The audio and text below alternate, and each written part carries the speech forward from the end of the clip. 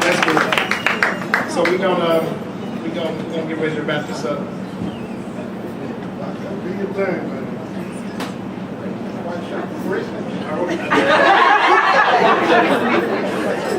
That's iron and starch. Iron and starch. All right, let's see. I'm gonna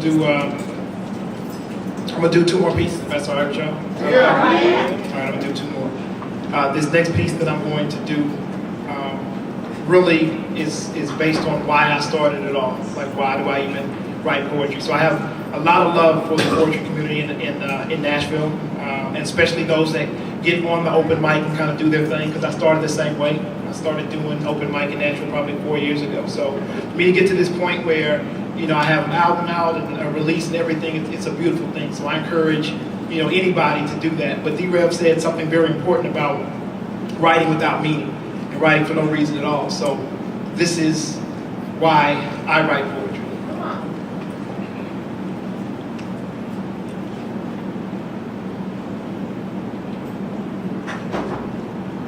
I write poetry not just because I have something to say, but because it's something worth being heard. You see, me, poetry goes far beyond sitting and conceiving words, spitting out nouns and retrieving verbs. I want people to come with the hunger for poetry, but leave with the thirst. A thirst for knowledge and for things to change. To leave a better person than when they came, because I've been spitting out poetic lyrics ever since I was in the 4th grade. Keeping scores of fans informed like I was the sports page. When I hear it doesn't matter if you spit truth as long as you spit flames, I say you couldn't have heard that from another poet, because we would never say the same. Because any poet knows that if you're not spitting to make a difference, then why are you playing? Style points never counted. You gotta have substance to what you're saying, because we're doing this for the love, not just because they are paying. See, it's not by how many feature spots a poet got that signifies if he's hot. But if his poems possess a passion that's conveyed to the masses, moves them to their soul like love everlasting, then their poetry is relevant.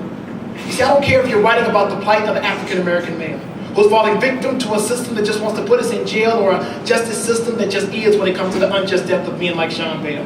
So you can be writing about the love that you had or the love you lost, the love you are seeking or what love is cost. I don't care, just as long as you write.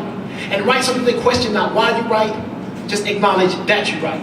And everything that you say is your reflection on what's true life. So I swear my epiphanies, because through this poetry, I had a breakthrough twice. The first time was when I found out that I had been categorized as a love poet. Now I may have a soul full of emotion through my poetry, I may show it, but to be put in this box as this one-dimensional artist, I just can't go for it. Because my poems go so much deeper, and I can't help if you don't know it, but I'm gonna keep on spitting so that you cannot ignore it. So let me get this straight. I am not just a love poet.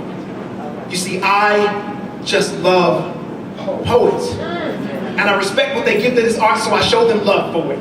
So go ahead and categorize me as a poet that's only capable of writing love lines. Because the truth is, I'm just a poet that loves rhymes. Loves speaking not just what's on his heart, but what's on his mind. So whether I'm spitting this shit at an open mic or encouraging kids to hope and fight, I'm going to give this all I got. Because this is all I got. And my actions are going to speak for what I am instead of me trying to defend what I'm not. Because you see, I don't take this responsibility lightly. I realize that this opportunity might be the chance for me to impact the life of another nightly, simply by speaking on what I've been writing. So instead, I'm choosing to empower you like 20 D batteries to do the right thing. But I'm no Spike Lee. And I know that I don't wear the number 23, so I'm not looking for others to be like me, because I'm trying to be a better man despite me. But please believe, you shouldn't be fooled by the long locks and sensitive forms and love spots, because while most of y'all were born with 32, I had 8 extra wisdom teeth and had to have 10 of mine removed. And that left me with a 22 in my mouth. And the caliber of my poetry forced me to spit lyrical bullets every time I'm waiting for the truth to come out.